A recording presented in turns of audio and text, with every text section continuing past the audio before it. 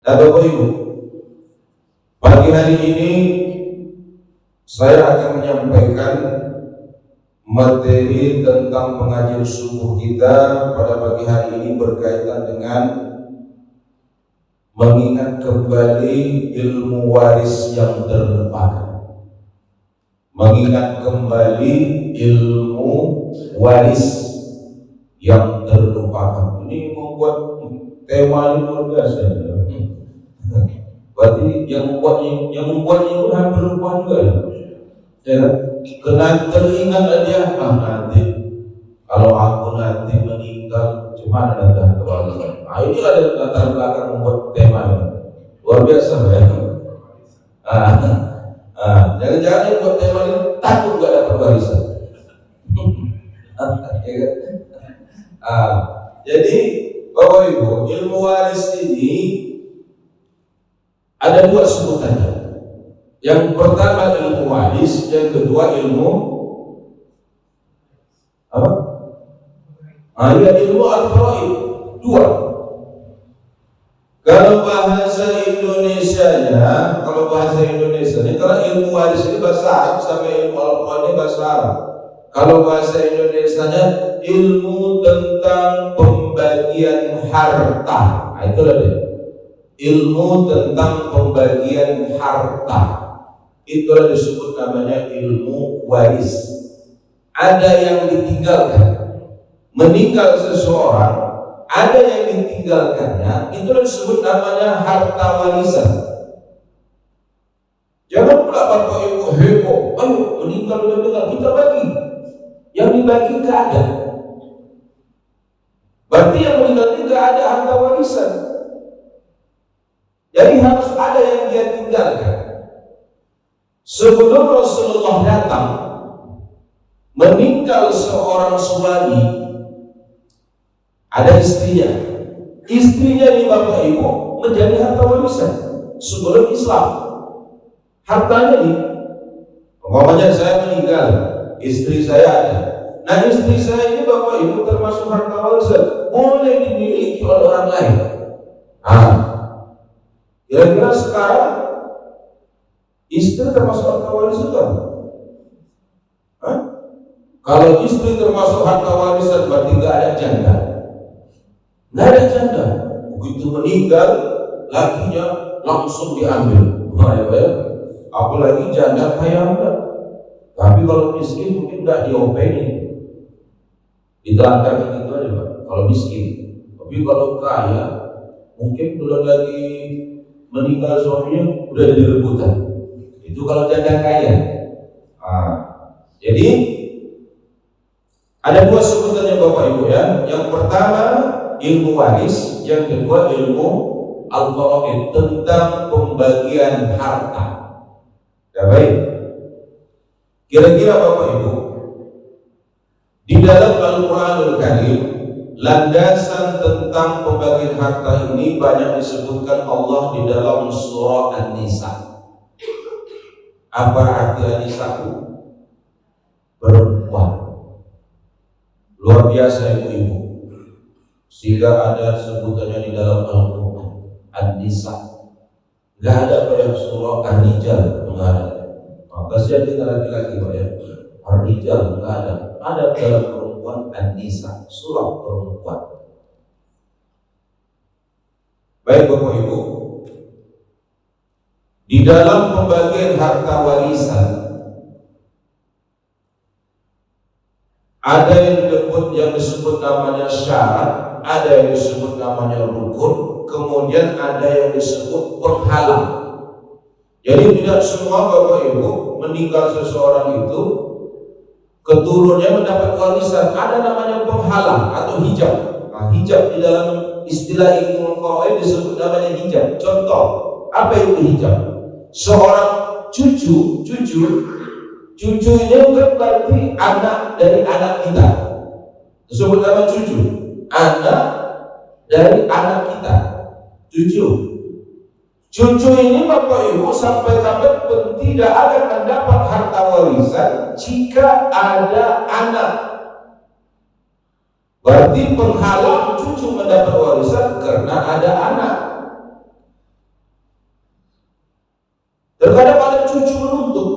kami kok nggak dapat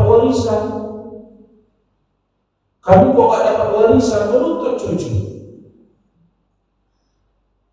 Apa penghalangnya? Karena masih ada anak, maka cucu tidak akan mendapat warisan sampai kapanpun. Itu contoh Bapak Ibu, contoh salah satu namanya hijab atau penghalang seseorang tidak mendapat warisan. Nah kemudian, apalagi penghalang seseorang tidak mendapat warisan yang disebutkan dalam ilmu al-faraid, itu disebut namanya hijab, penghalang secara hukum syara. Yang pertama disebut namanya budak atau hamba sahaya. Zaman sekarang Bapak Ibu masih ada nggak itu? Perbudakan hamba sahaya masih ada nggak di dalam Islam? Tidak ada, itu sudah dihapus. Ini tidak ada. Apa itu hamba sahaya? Kenapa hamba sahaya tidak boleh mendapat warisan? Karena apa yang ada terhadap dirinya, baik hartanya, apapun yang dia miliki oleh hamba sahaya itu milik tuannya. Padahal hamba sahaya itu anak kita, tapi karena dia adalah budak orang lain, maka dia tidak mendapat warisan dari kita sebagai orang tuanya. Kenapa? Karena dia budak orang lain. Itulah sebut namanya kenapa budak itu tidak boleh mendapatkan harta warisan. Apa yang ada pada dirinya itu adalah milik tuannya. Kalau dia mati, harta warisan sama siapa? Sama tuannya. Karena dia milik tuannya. Budak ini Bapak Ibu dibeli. Manusia pada itu boleh diperjualbelikan. Dirinya dibeli dengan harga tertentu, lalu diperbudak dia. Diperbudak itu Bapak Ibu terserah. Kita sebagai tuannya mau kita apakan dia, terserah kita. Itulah namanya budak. Jadi dalam Islam itu sudah tidak ada lagi Bapak Ibu, sudah dihapuskan. Itu satu yang menyebabkan seseorang secara syara, secara hukum tidak mendapat warisan. Yang kedua, beda agama. Mana tahu ketika meninggal nih, kita sebagai orang tua meninggal, sebelum pemberian bagian harta warisan ini dilakukan, murtad ya, anak kita murtad, semuanya murtad, lima-limanya murtad. Alhamdulillah selamat harta kita, ya kan? Mereka tak bisa menuntut, secara apapun mereka tidak bisa menuntut. Kenapa Bapak Ibu? Kalau kita bawa ke pengadilan agama, itu kan mereka akan berbuat menghukum secara agama. Nah di dalam agama Islam, murtad tidak boleh mendapat harta warisan. Baik kita sebagai orang tuanya atau kita sebagai anak tidak boleh saling mewarisi kalau beda agama. Contoh, kita Pak Muslim, anak kita kafir, bilanglah kafir Pak ya, karena yang selain Islam itu kafir. Nah, nanti kalau kita sebut Ustaz, agamanya tersinggung pula agama orang lain. Nah, kita nggak usah sebut agama ini, agama itu. Pokoknya kita Islam, anak kita kafir, nikah dengan laki-laki, anak kita kebanyakan yang murtad itu perempuan. Kebanyakan yang murtad itu adalah perempuan. Kenapa? Karena dia tak bisa hidup susah. Ada yang bisa menyenangkannya secara materi, Pak. Itulah pindah dia. Makanlah materi. Di atas dunia misalnya dia bersantai-santai, nanti dia akan merasakan. Kenapa? Kalau orang sudah pindah agama dari Islam ke kafir, itu disebut namanya murtad. Murtad itu ada disebut namanya, orangnya itu perbuatan disebut murtad. Orang disebut apa Bapak Ibu? Perbuatan dia pindah agama itu disebut namanya murtad. Sedangkan orangnya yang murtad tadi disebut apa? Disebut namanya riddah. Perbuatan dia pindah agama disebut murtad. Orang yang melakukan kemurtadan tadi disebut namanya riddah. Bukan Juwaidah atau Subaidah. Itu kan meninggal di Al-Quran kan namanya Hajjah Zubaidah kan, Hajjah Zubaidah dipanggil namanya Waidah. Umur berapa? 80 tahun ya Pak? 84. 84. Udah banyak bonusnya. Ada nggak di sini bapak-bapak 84? Kalau ada hati-hati. Kalau ada hati-hati, siap-siap. Biasanya kalau di blukur darah di Bapak Ibu, kalau ada sekali pengumuman satu orang yang meninggal, itu berapa kali diumumkan? Hah? Coba perhatikan. Ada yang meninggal satu orang, berapa kali diumumkan? Di Masjid Al-Falah, nanti di Masjid Taqwa. Kadang di sini diumumkan juga. Nah, diumumkan. Berarti berapa kali diumumkan? 3. Berarti itu apa maksudnya? Kalau satu yang meninggal diumumkan 3, ini bakal ada yang menyusul 2 lagi. Makanya nggak usah diumumkan yang meninggal.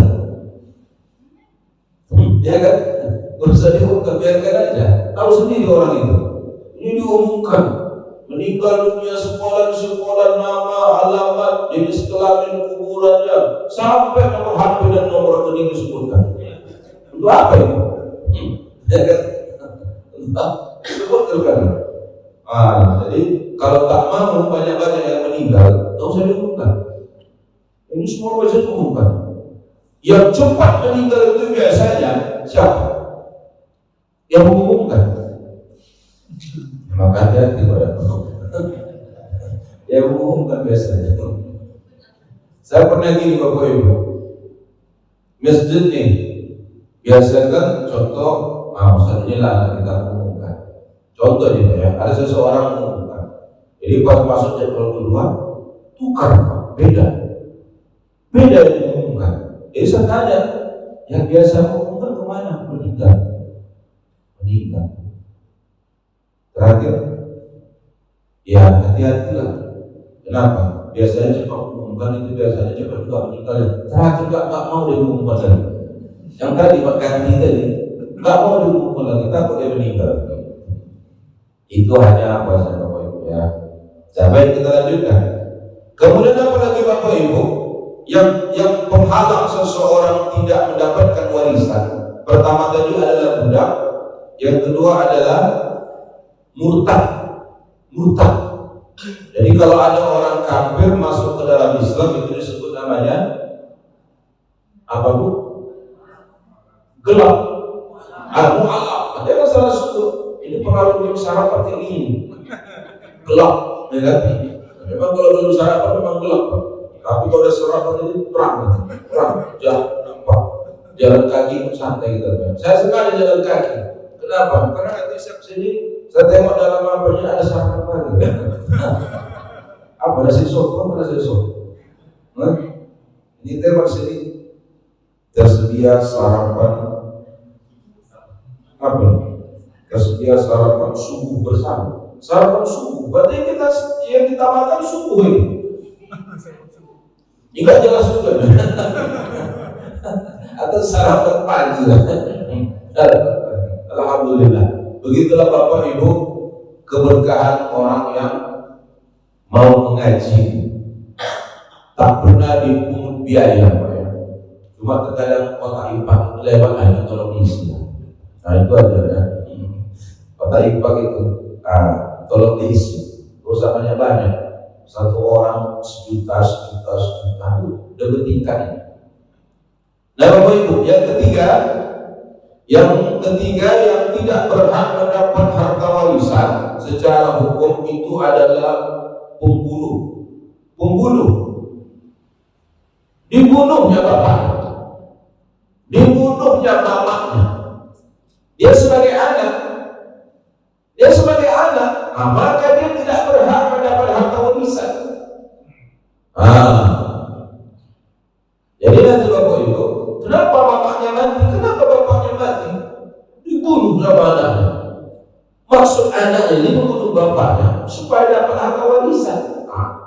Secara hukum, dia tak mendapat harta warisan. Kenapa? Karena dia membunuh. Begitu juga sebaliknya, bapak membunuh anak. Kalau seorang anak meninggal dunia, bapak kan dapat harta warisan. Tapi karena dia membunuh anak sendiri, dia sebagai bapak tidak berhak mendapat harta warisan. Paham kan Bu? Jadi saya ulangi, membunuh itu sengaja atau tidak? Akan ada fakta sengaja, umpamanya dia nembak bawa senapang angin, berburu, tembok di hutan sana, bergerak-gerak, dia pikir kelinci, dia tembak, rupanya bapaknya lagi jongkok, tembaknya kena kepalanya, mati. Kan tak sengaja kan? Dia pikir kelinci, rupanya bapaknya jongkok ada di sana. Kenapa kita jongkok di sembarang tempat? Itu risiko kan? Mati. Maka seorang anak tidak wajib mendapat harta warisan. Jadi saya ulangi Bapak Ibu, yang pertama secara hukum, yang pertama tidak berhak mendapat harta warisan budak atau hamba sahaya. Yang kedua murtad, baik laki-laki perempuan. Terkadang ada Bapak Ibu, nah contoh ini murtad ya, pas pembagian harta masuk Islam ya. Tanya, kenapa kau masuk Islam? Supaya aku mendapat harta warisan. Tahu usah dikasih. Itu hak ibu, hak bapak itu. Tahu usah dikasih. Kenapa? Nanti begitu dikasih, pindah lagi agamanya. Ini orang agama aja berani dipermainkan. Tahu usah dikasih. Kenapa Ustaz? Ada lagi bapak ibu seorang anak, belum lagi meninggal bapaknya, belum lagi mati bapaknya, udah minta harta warisan. Ada lagi itu bapak ibu, banyak, belum lagi meninggal, belum lagi mati bapak mamanya, udah sibuk minta harta warisan. Tak ada harta warisan. Yang ketiga, yang tidak berhak mendapat harta warisan adalah pembunuh. Nah, jadi kan bapak ibu tiga ya, budak, murtad, sama pembunuh. Sudah. Baik, ini penghalang. Nah, kemudian syarat. Apa syarat untuk harta warisan ini bisa diberikan? Yang pertama, pastikan Bapak Ibu yang mewariskan harta ini betul-betul meninggal dunia. Harus dipastikan secara syarat dan secara hukum. Harus dipastikan bahwa dia meninggal dunia. Kalau masih ragu-ragu Bapak Ibu, tak boleh diberikan harta warisannya. Contoh, seorang bapak pergi merantau, tak ada kabar, tak ada berita, entah hidup, entah mati, dia datang. Masih ragu Pak. Anak-anaknya belum boleh membagikan harta warisannya. Kenapa? Masih ragu. Karena ada dengar kabar-kabar katanya dia masih hidup. Kalau ada perkiraan dia masih hidup, tidak boleh diberikan harta warisannya. Jadi yang pertama Bapak Ibu, syaratnya itu harus yang mewariskan itu harus benar-benar dia mati, harus benar-benar dia dipastikan baik secara syarat, baik secara hukum dia itu betul-betul meninggal dunia, baru bisa diberikan harta warisan. Kalau masih ragu-ragu, tidak boleh. Itu Bapak Ibu ya.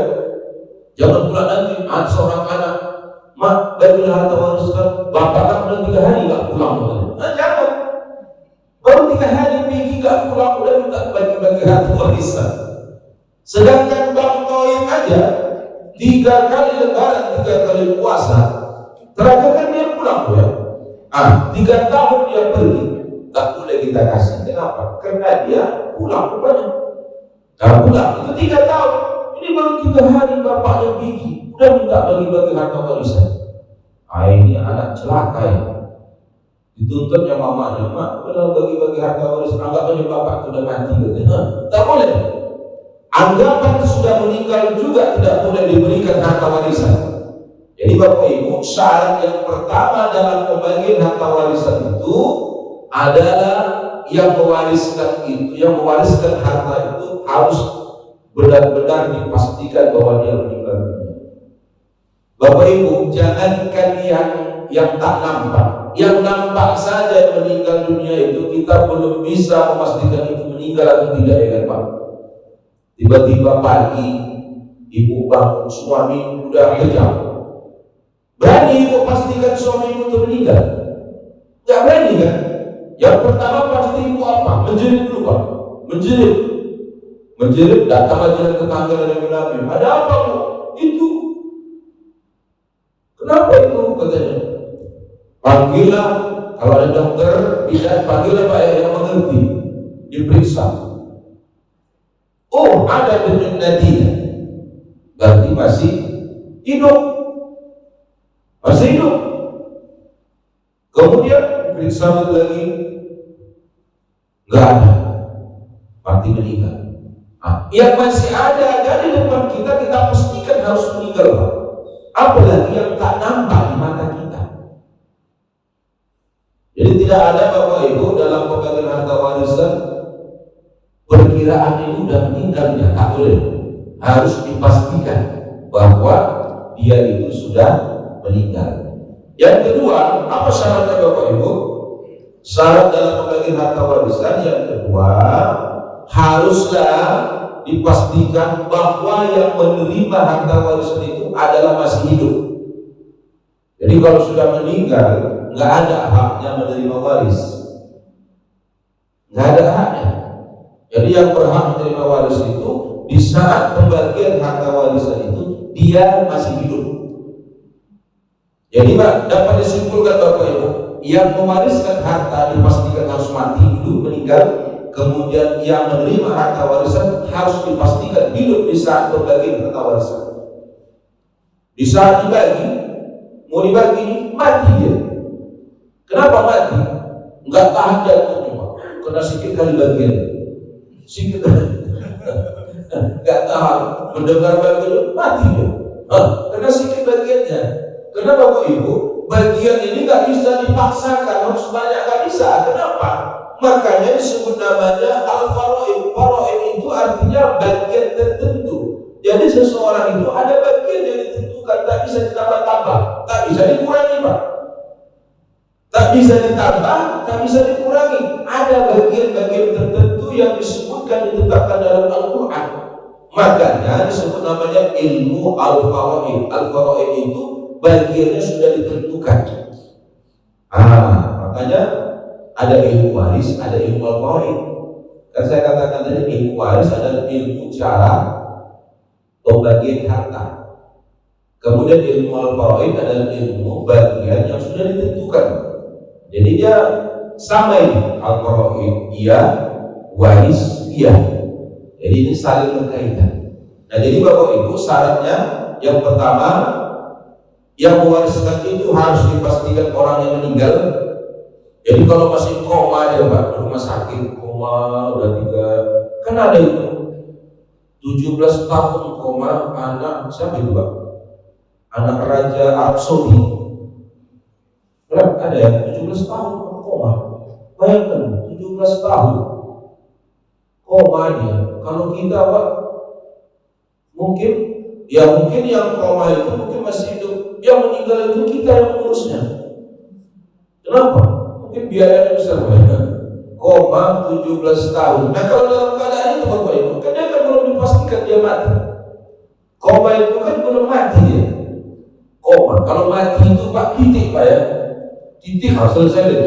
Tapi kalau masih koma masih ada harapan hidup. Kalau sudah titik, udahlah terakhir. Makanya begitu alat itu Pak ya, kata macam titik mati lah dia. 17 tahun Bapak Ibu, koma.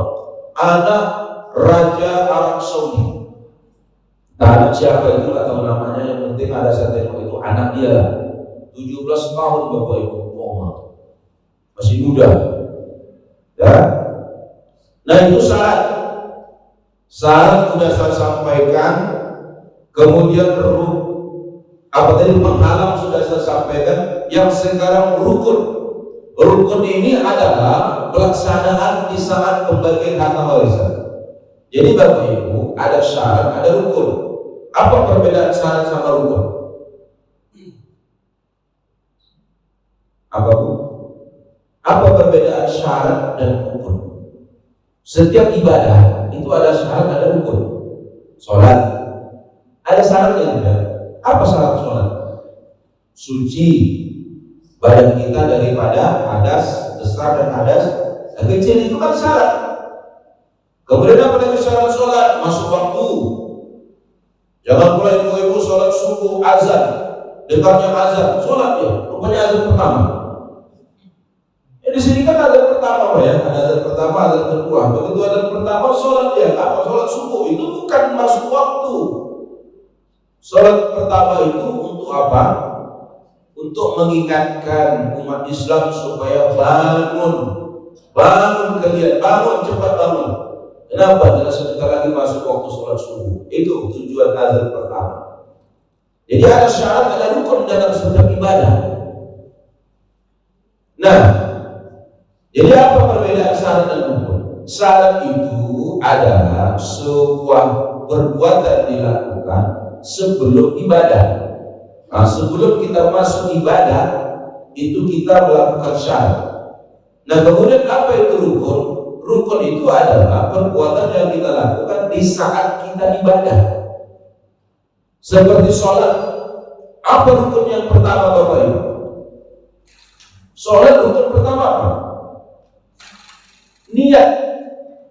Dibarengi dengan takbiratul ihram. Itulah rukun pertama dalam sholat. Kemudian apa rukun yang kedua dalam sholat? Bacaan Al-Fatihah.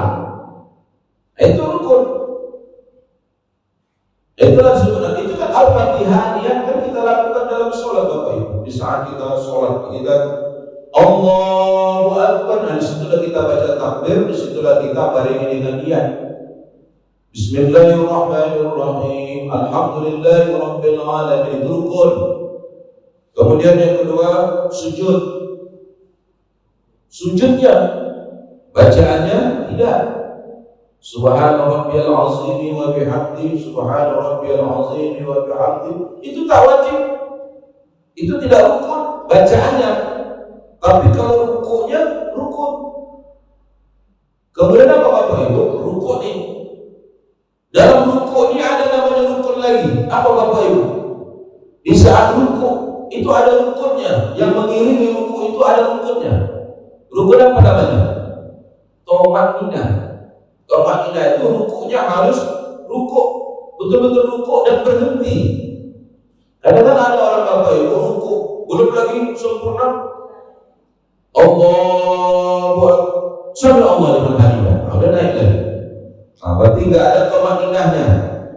Nggak ada tumanninahnya, berarti rukuknya tidak sempurna. Kalau rukuknya tidak sempurna, berarti sholatnya tidak sah. Nah, makanya hati-hati Bapak Ibu. Rukun yang sering kita abaikan di dalam sholat itu adalah tumanninah. Apa itu tumanninah? Diam dan berhenti sejenak. Jadi rukuknya itu harus berhenti. Makanya ada bacaannya.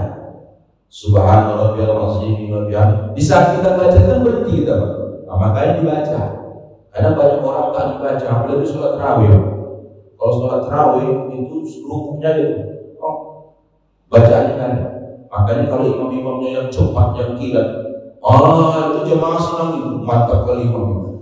Kenapa? Jam 8 dimulai pas sholat tarawih, jam 8, setengah 8 siap. Gimana ini? Baik, kita lanjutkan Bapak Ibu. Apa rukun dalam pembagian ilmu waris? Yang pertama, ada disebut namanya al-waris. Orang yang mewariskan harus ada tuh. Maka saya katakan tadi, jangan udah duduk dipanggillah Ustaz. Nah, biasanya dipanggil Pak Ustaz untuk membagikan harta warisan. Makanya Bapak Ibu nanti mana tahu kalau ada pembagian harta warisan, panggillah yang paham, yang mengerti tentang pembagian harta. Panggil. Udah dibagi-bagi Bapak Ibu, dibagi-bagi, ada pasanu sekolah dapat sekian. Ditanya sama ustaznya, ahli warisnya ada enggak? Enggak ada Ustaz. Jadi ngapain saya kembali? Enggak ada rupanya ahli warisnya. Rupanya warisnya masih hidup, Pak. Apa enggak naik bintang Ustaz itu? Udah terbayang dia yang dibagi 15 miliar. agak apa nggak terbayang sama dia, paling sedikit ini setengah M sama dia, kan gitu Pak. Begitu tahu dia gagal, dia meninggal. Ustaz itu tadi meninggal, gagal, dia terbayang di setengah M. Dapat ini Fortuner Pak ya, Fortuner, dan terbayang nanti pulang sini langsung ke Solo. Makanya Bapak Ibu, membagi harta itu, yang membagikan itu harus juga pengertian Pak. Ini yang dibagi miliar, yang membagi gak dapat apa-apa. Yang dibagi itu kipas-kipas dari duit Pak ya. Yang membagi cuma nengok sampai linces. Dikasih lah. Panggil dan cerita siapa yang mengerti. Kalau saya juga bisa, tapi itu tadi harus jelas. Ya kan? Ya harus jelas lah. Ya, kalau nggak jelas Pak, datang itulah datang nggak dijemput, pulang tak diantar, itu nggak jelas namanya Pak. Kayak dia lampu. Nah, kayak lampu. Ya. Tapi kalau datang dijemput, pulang diantar itu jelas. Nah, jelas. Tapi bukan di sini. Dari sini kan dekat, tak pernah dijemput atau diantar. Dekat. Nah, Bapak Ibu, itu yang pertama, rukunnya apa? Al-waris. Harus ada yang diwariskan. Nah, harus ada.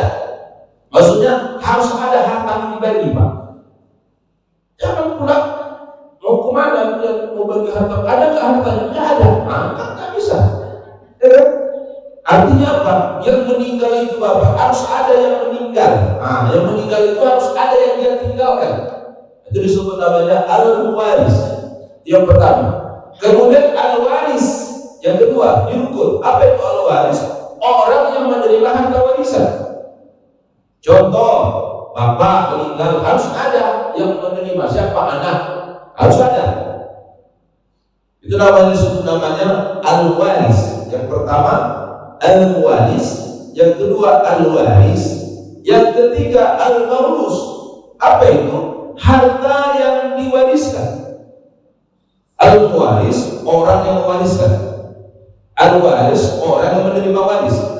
Al-maurus orang harus harta yang diwariskan. Nah, itu rukunnya Pak. Kalau nggak ada yang tiga ini, nggak akan mungkin Pak bisa dibagi harta warisan.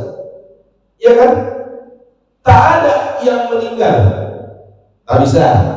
Kemudian yang menerima harta warisan tak ada, tak bisa. Yang ketiga, nggak ada hartanya. Apa yang diwariskan? Nggak ada. Cuma ada yang ditinggalkan hutang. Kalau hutang ini banyak yang mengelak nih Pak, mengelak ini. Hutang nyerah lagi.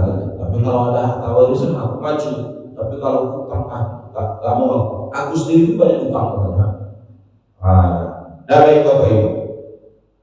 Nah, sebelum dibagi harta warisan, apa yang harus kita lakukan? Ini sebelum dibagi ya, meninggal nih, meninggal. Uruslah yang pertama fardu kifayah. Itu yang pertama. Urus, kemudian apalagi wasiatnya. Wasiat itu dari mana? Dari harta yang meninggal ini, Pak. Dari harta yang meninggal. Kalau seandainya tak ada anaknya, tak ada keluarganya, meninggal dia, untuk fardu kifayah ambil dari hartanya. Kemudian kalau ada wasiatnya ambil dari hartanya. Kemudian kalau ada hutangnya ambil dari hartanya untuk membayar.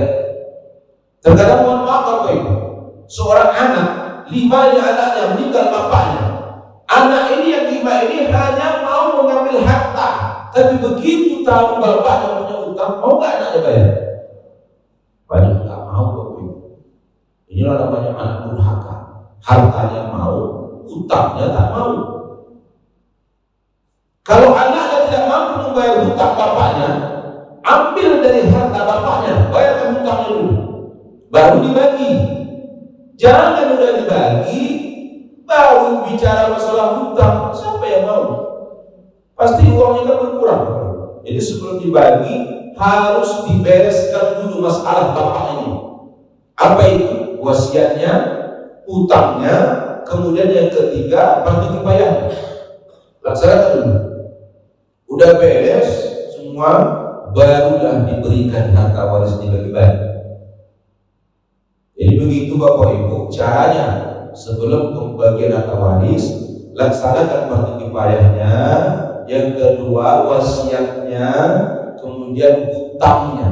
Nah, wasiat ini Bapak Ibu tidak boleh melebihi sepertiga. Tidak boleh melebihi sepertiga harta. Jadi kalau umpamanya ada wasiatnya seperbuah hartanya, wajib dikeluarkan hanya sepertiga. Itu aturannya. Sepertiga dari hartanya itu kalau dia berwasiat boleh dikeluarkan. Tapi kalau melebihi tak boleh. Itu hak waris. Kalau diizinkan nggak apa-apa Pak, udahlah nggak apa-apa. Karena anaknya hidupnya lumayan, udahlah kami ikhlas. Itu beda. Kalau sedang bicara masalah kekeluargaan dan keikhlasan, itu beda. Ini kita bicara masalah ilmu al-waris atau ilmu al-faraid. Baik Bapak Ibu, itu rukun dan syarat. Sampai jam berapa kita? Udah lewat? Iya, udah lewat. Baik Bapak Ibu, 5 menit lagi. Nah, iya kan 5 menit lagi. Baik Bapak Ibu, terakhir itu rukun, syarat, penghalang sudah saya sampaikan. Nanti kita ada tanya jawab. Baik Bapak Ibu, itu harus dilakukan Bapak Ibu ya. Apa tadi? Fardu kifayahnya, wasiatnya, kemudian hutangnya. Kenapa Bapak Ibu hutang ini sangat penting? Karena apabila seseorang meninggal dunia, kalau dia masih meninggalkan hutang, maka arwahnya tergantung antara langit dan bumi. Ke langit tidak, ke bumi tidak, belum ada tempatnya, kesian. Makanya lunasi dan hutang. Nah Bapak Ibu, kapan harta waris ini harus dibagikan? Di dalam Islam, di dalam Al-Quran dijelaskan apa Bapak Ibu? Segerakan bagi, segerakan. Tidak ada waktu Bapak Ibu, segerakan. Ada yang mengatakan habis 3 hari, habis 40 hari, habis 100 hari. Tidak ada waktu. Yang penting segerakan. Kenapa? Karena harta waris ini Bapak Ibu, kenapa harus cepat dibagi? Ini bisa menimbulkan pertengkaran. Bukan anak itu Bapak Ibu, terkadang ada di antara satu anak itu menuntut Pak.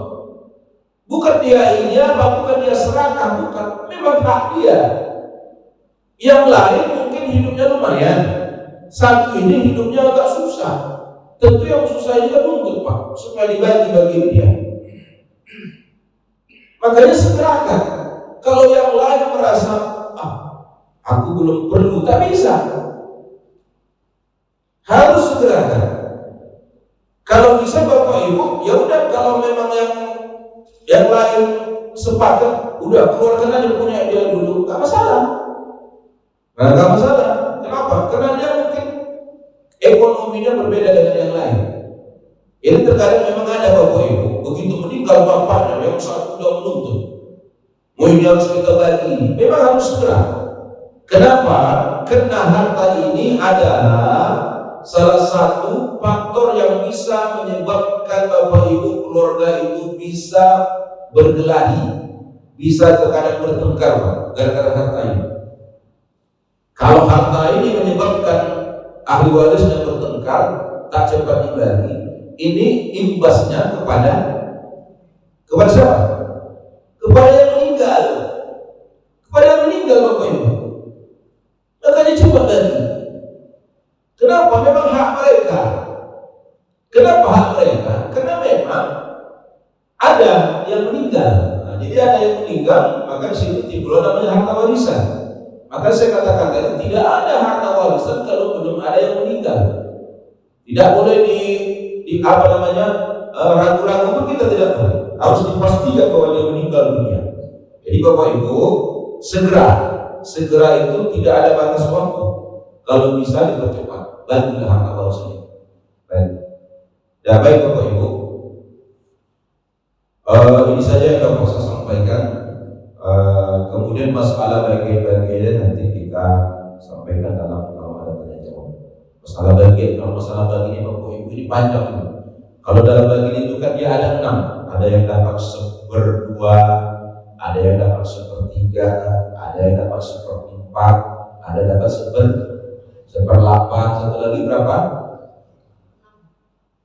Ulangi.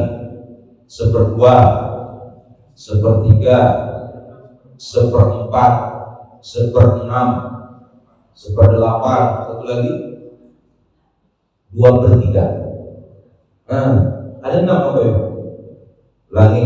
1/2, 1/3, 1/4, 1/6, 1/8, 2/3. Ini orangnya ada tertentu. Ini kalau dibahas panjang nih Bapak Ibu. Ini 1, 2, 3, 4, 5, 6 ketemu lagi. Bapak Ibu bisa saya sampaikan sebelum ditutup dengan doa.